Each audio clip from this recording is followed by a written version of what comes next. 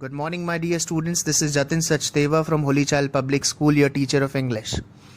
And in continuation of our letter writing, we are going to discuss two more letters today, which are complaint letter and placement of order.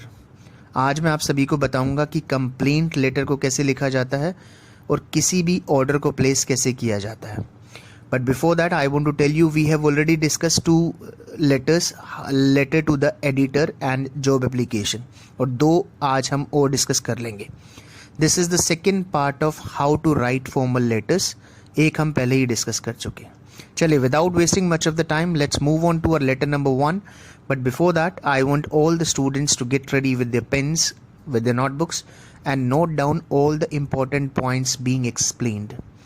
इससे पहले हम आगे बढ़ेगा. एक चीज़ और मैं आपको बता दूं कि सभी लेटर्स को रिवाइज कीजिए. जो भी कंटेंट आपको कराया जा रहा है उन वीडियोस को बार बार देखिए, उनको रिवाइज कीजिए, और कोई भी प्रॉब्लम आती है आपको तो डू शेयर विद अस, हमारे साथ शेयर जरूर कीजिए. Guys, in my previous lecture, I had told you some important points which we need to remember while writing a formal letter. Let's have a quick look at these points so that you can remember each and everything. देखिए, सबसे पहली चीज़ जो मैंने आपको बताई थी last lecture के अंदर कि you need to remember that sender's address is very very important in all the letters. After sender's address, you need to write the formal date. Formal date means it can be either in British format or in American format. फिर आपको receiver's address लिखना होता है तीसरे number पे. चौथे number पे आपको सब्जेक्ट लिखना होता है. पांचवें नंबर पे आपको सैल्यूटेशन लिखना होता है. सिक्स्थ में आपकी बॉडी ऑफ लेटर आती है which is around 125 to 150 words as per the word limit prescribed by CBSE. और लास्ट में आपका सब्सक्रिप्शन आता है. कुछ चीज़ें जो आपको याद रखनी है, इससे पहले मैं कंप्लेंट लेटर और प्लेसमेंट ऑफ ऑर्डर आपको बताऊं, वो है कि सेंडर्स एड्रेस 2 लाइंस का होना चाहिए. डेट फॉर्मल होनी चाहिए. आप सिर्फ नंबर्स नहीं लिख सकते डेट में, आपको अमेरिकन या ब्रिटिश फॉर्मेट में लिखनी है. रिसीवर्स एड्रेस मैक्सिमम 3 लाइंस का हो. Subject should be brief and clear. Eye catching होना चाहिए. सब्जेक्ट और सैल्यूटेशन को आप इंटरचेंज भी कर सकते हैं. अगर आप चाहे तो सब्जेक्ट को नीचे भी लिख सकते हैं, सैल्यूटेशन को ऊपर भी लिख सकते हैं. बॉडी ऑफ लेटर में आपको कंटेंट लिखना होता है, डायरेक्टली लिखना होता है, घुमा फिरा के नहीं लिखना. और लास्ट में सब्सक्रिप्शन मैं आपको पहले ही बता चुका हूँ.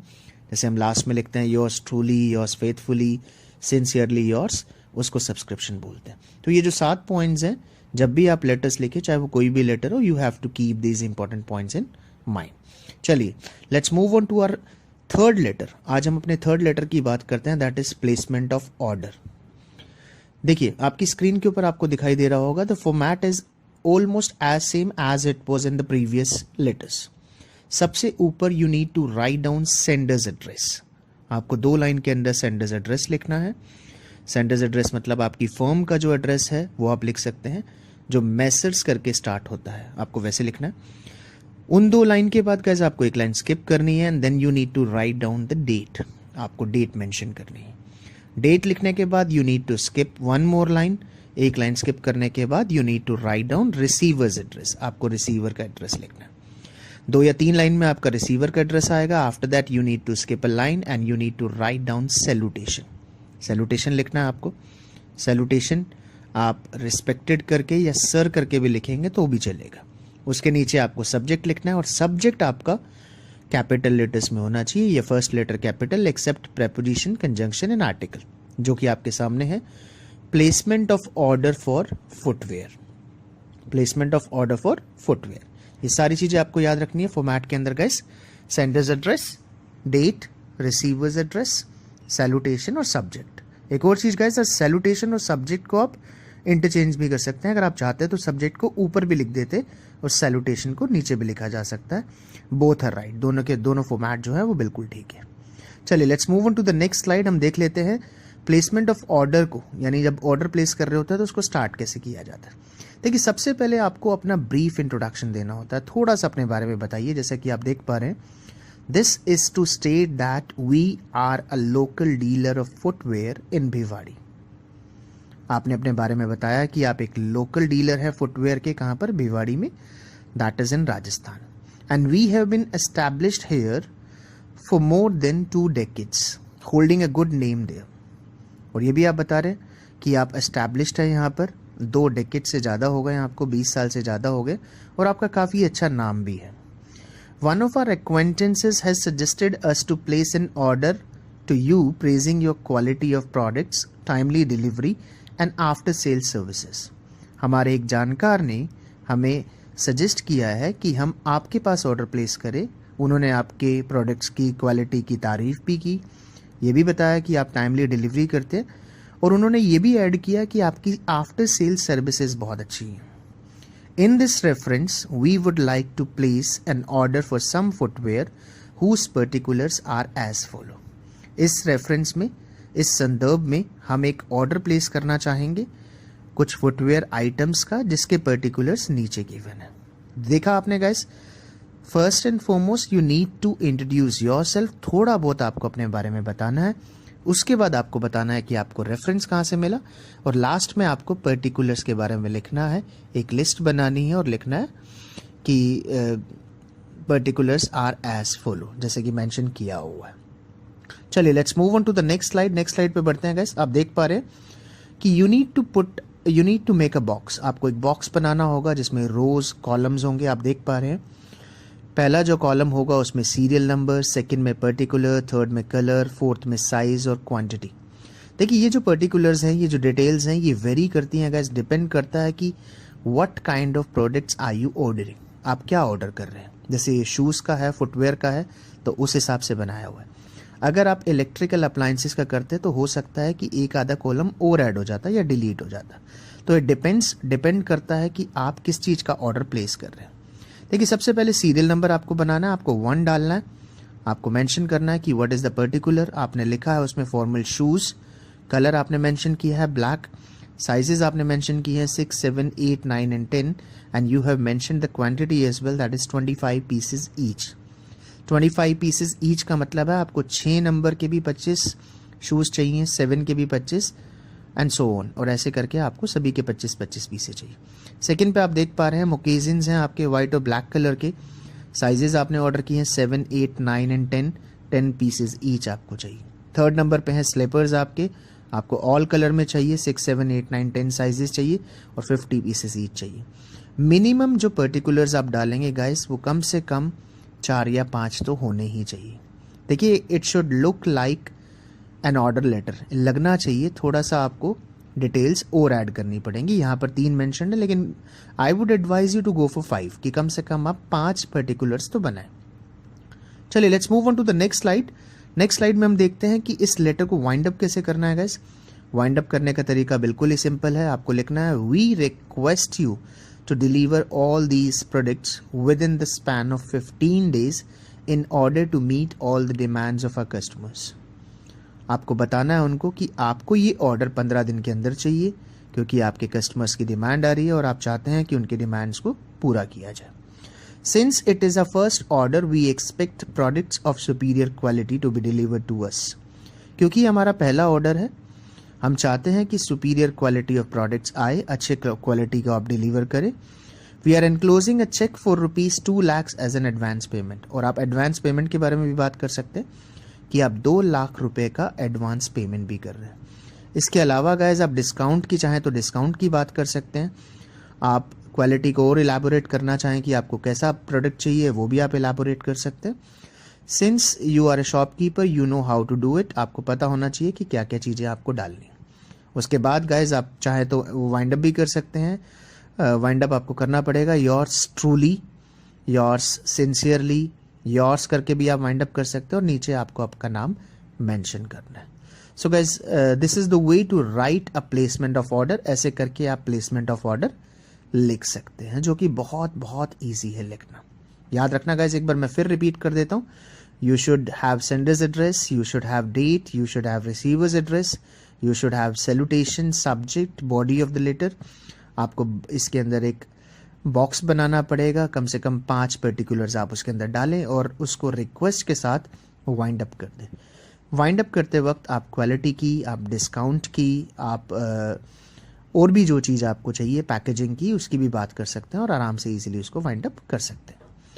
Let's move on to our second letter of the day, यानी कि चौथे लेटर की हम बात कर लेते हैं. 3 हम पहले डिस्कस कर चुके हैं. Letter to the editor, job application, और आज हमने जो पहला लेटर डिस्कस किया that is a placement of order. और जो नेक्स्ट लेटर हम डिस्कस करने वाले हैं गाइस आप सभी के साथ, दैट इज कंप्लेंट लेटर, कि किसी भी चीज की कंप्लेंट कैसे की जाती है। चलिए let's move on to a slide.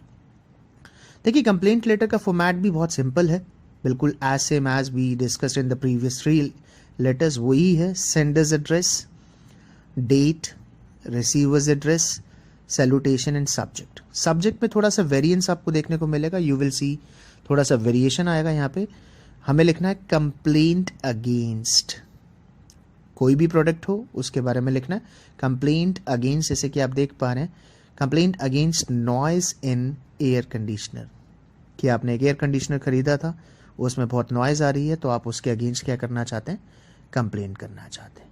तो वैसे बिल्कुल सिंपल फॉर्मेट है, senders address, date, receivers address, salutation followed by subject. आपको सब्जेक्ट लिखना है। रिमेंबर दैट इन पांचों पर्टिकुलर्स के बीच में आपको एक एक लाइन स्किप करनी है, so that it adds to the beauty, ताकि ब्यूटिफिकेशन, ताकि आपका लेटर है वो अच्छा दिखाई दे। चलिए let's move on, how to start it देखते हैं एक बार।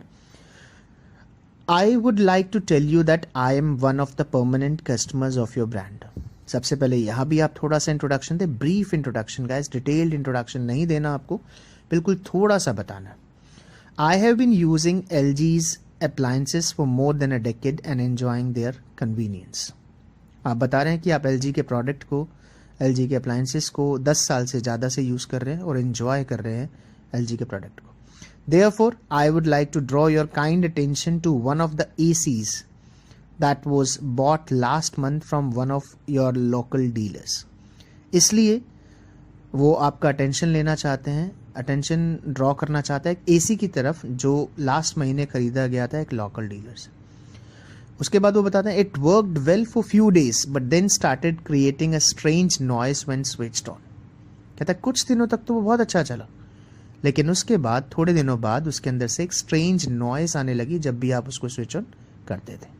तो गाइस कैसे स्टार्ट करना, आपको थोड़ा सा बताना है अपने बारे में, उसके बाद आपको बताना है कि आपने कहाँ से चीज़ खरीदी, उसके अंदर प्रॉब्लम क्या है, बिल्कुल स्ट्रेट फॉरवर्डली आपको एक एक चीज़ को इलेबोरेट करना, आपको घुमाने की ज़रूरत नहीं है बिल्कुल भी। इन ऑर्डर टू कंप्लेंट, देखिए नेक्स्ट स्लाइड में क्या है, in order to complaint I went to the same dealer whence I bought it but rather than helping me he diverted me towards the service center। कहता जब problem आने लगी तो मैं सेम डीलर के पास गया जहाँ से मैंने इसको खरीदा था, बट उसने मेरी कोई हेल्प नहीं की और सर्विस सेंटर की तरफ मुझे मोड़ दिया, यानी मुझे सर्विस सेंटर भेज दी। Now it has been more than 10 days since those service center boys carried my AC but it has not been repaired yet। कह रहा 10 दिन हो गए हैं जब वो लड़के मेरा AC सर्विस सेंटर में ले गए थे, लेकिन अनफॉर्चुनेटली वो अभी तक रिपेयर नहीं किया है। Every time they make an excuse of non availability of part which is creating a lot of problem for me in this scorching heat. हर बार वो जो लड़के हैं वहाँ के सर्विस सेंटर वाले हैं वो एक्सक्यूज़ बना देते हैं कि पार्ट अवेलेबल नहीं है, वो पार्ट नहीं आ रहा है, जिसकी वजह से मुझे इस स्कॉचिंग हीट में बहुत प्रॉब्लम हो रही है। गाइस बिल्कुल स्ट्रेट फॉरवर्डली ये जो बंदा है अपनी प्रॉब्लम को इलैबोरेट कर रहा है। Therefore, I request you to look into this matter and do the needful, else it will shatter my faith in your company। इसलिए मैं आपसे रिक्वेस्ट करता हूँ कि आप इस मैटर को इन्वेस्टिगेट कीजिए और जो भी ज़रूरी बने आप उसको कीजिए, अदरवाइज जो मेरा फेथ है, जो गुडविल इस कंपनी ने कमाई है, वो शटर हो जाएगी। वो रिक्वेस्ट कर रहा है, देखिए बहुत हम्बली बोल रहा है, because he wants to get his AC repaired as soon as possible in this scorching heat. उसके बाद एक लाइन स्किप करता है और वो लिख देता है looking forward to prompt action and proper monitoring of this case. कहता मैं उम्मीद करता हूँ कि तेज एक्शन लिया जाएगा, क्विक एक्शन लिया जाएगा और इस केस की मॉनिटरिंग ढंग से की जाएगी। उसके बाद वो लिख देता है योर्स ट्रूली और अपना नाम मेंशन कर देता है। चाहे तो वो योर कस्टमर भी लिख सकता है और अपना नाम भी मेंशन कर सकता है। तो गाइस आपने देखा कितने ईजिली और कितने प्यारे तरीके से, कितने अच्छे तरीके से उसने लेटर को लेगा। देख लेते हैं एक बार, क्विक रिवीजन कर लेते हैं। कंप्लेंट लेटर में हमने क्या पढ़ा, senders address, date, receivers address, salutation, subject. उसके बाद आपको ब्रीफ इंट्रोडक्शन देना, अपनी प्रॉब्लम के बारे में क्लियरली बता देना बिना घुमाए हुए, और लास्ट में आपको रिक्वेस्ट करनी है to look into this matter and do this needful. One more thing guys, if you want you can enclose the details of the bill. अगर आप चाहें तो अपने बिल की डिटेल यानी बिल की एक कॉपी भी इसके साथ लगा सकते हैं और आप मेंशन भी कर सकते हैं कि बिल नंबर क्या था, अमाउंट नंबर क्या था. You can mention the date as well. ये सारी चीज़ें आप मेंशन कर सकते हैं गाइस. तो गाइस ये था हमारा आज का सेकंड लेटर, यानी हमारा टोटली अगर हम बात करें तो fourth letter, how to lodge a complaint, की कंप्लेंट कैसे की जाती है. देखिए कंप्लेंट्स जो होती हैं वो वेरियस टाइप्स की होती है. आप चाहे तो किसी पर्सन के अगेंस्ट भी कंप्लेंट कर सकते हैं, किसी प्रोडक्ट के अगेंस्ट भी हो सकती है, या फिर कोई और जनरल कंप्लेंट भी हो सकती है. आप इस तरीके से ईजिली किसी भी कंप्लेंट को कैरी आउट, किसी भी कंप्लेंट को आप लिख सकते हैं. चलिए guys, before we wind up मैं आपको फिर बता दूं वो इंपॉर्टेंट पॉइंट्स जो आपको याद रखने हैं किसी भी फॉर्मल लेटर को लिखते वक्त. पहली चीज आपको सेंडर्स एड्रेस, सेकंड आपको डेट, थर्ड आपका रिसीवर्स एड्रेस, फोर्थ आपका सब्जेक्ट, फिफ्थ आपका सैल्यूटेशन, सिक्स्थ आपका body of the letter and seventh one is subscription. अगर ये 7 पॉइंट्स आपको पता है guys, you can easily write down any of the letters in any of the form. किसी भी फॉर्म में आप कोई भी लेटर लिख सकते हैं. So guys that was all about our video for today. आज के लिए इतना ही काफ़ी है. और बिफोर आई लीव, इससे पहले मैं आप सभी से लीव लूँ, I want all of you to stay safe, stay home. अपने घर पे रहिए, सेफ रहिए and fight against this corona virus, और इस कोरोना वायरस के अगेंस्ट फाइट कीजिए. So guys till then, good day head. I hope you are enjoying my lectures. अगर आपको अच्छा लग रहा है तो शेयर कीजिए अपने फ्रेंड्स को, और अगर आपको कोई प्रॉब्लम आ रही है तो डू शेयर.